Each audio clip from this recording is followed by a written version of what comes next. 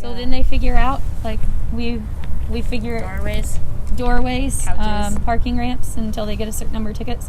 They figure out how to roll back and forth to keep themselves warm.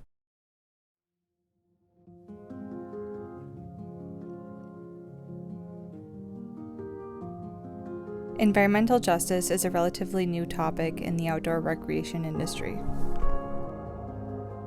One scenario that falls under environmental discrimination is inaccessibility to quality environmental amenities, such as outdoor parks and green spaces. Some argue that environmental discrimination may be unintentional. However, it's well known that the U.S.'s social structure has a history of being based on discriminatory ideologies. Therefore, we can't isolate environmental discrimination as an exemption.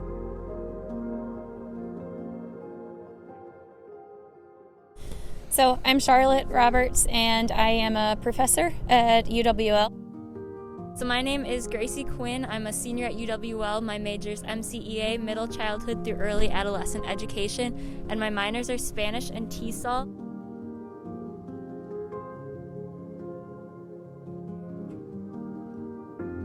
And then I met Dr. Roberts then in class, and she mentioned stuff about homelessness, and I kind of got more interested in it, so I went into her office one day and I was like, hey, like, what do you want to do about this?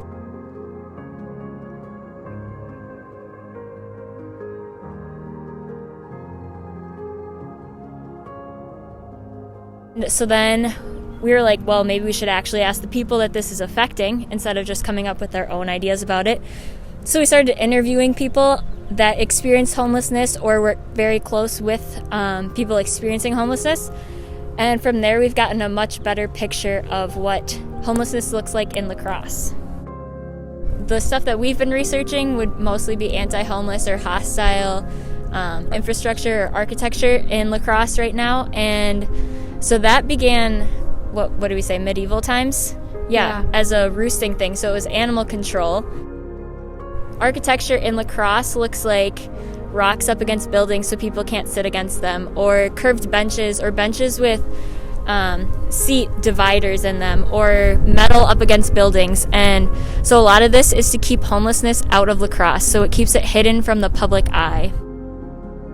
Some of the common ones that we see in La Crosse for environmental injustice, specifically against the homeless population, or when you walk into a parking garage and you see the slanted ramps, and that's to keep people from sleeping in those alcoves. So what that does in an environmental stance is it pushes people who are homeless back out into the harsh elements, right? Especially here in La Crosse and in Wisconsin, where winters are bitter.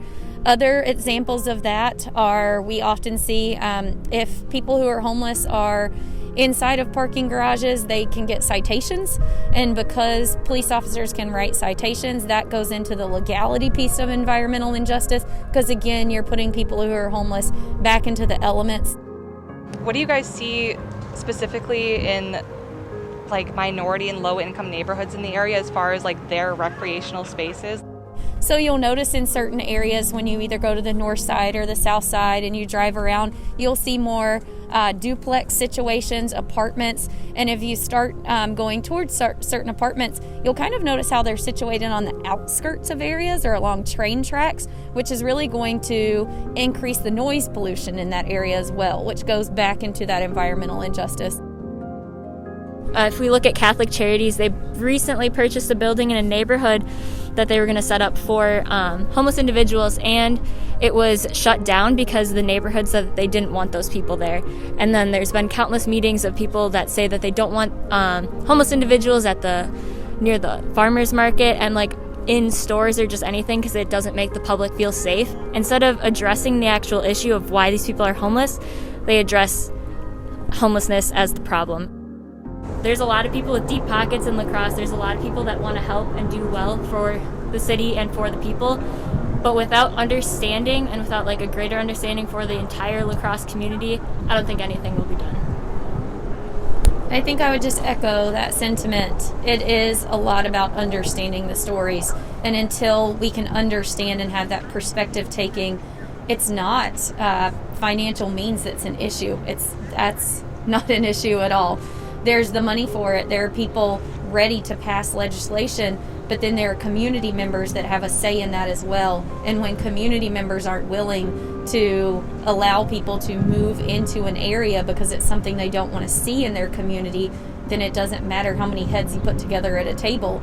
So getting to the root of what's the story behind this, and maybe if I can see the story, then I can understand that person's perspective and not feel as removed from that perspective. Yeah, I would add that it's the stigma that keeps us where we are.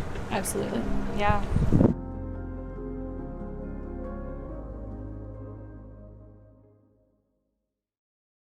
We'll It's go scary. weeks without seeing Yeah. someone. We'll drive out to someone's tent that we know where their tent is.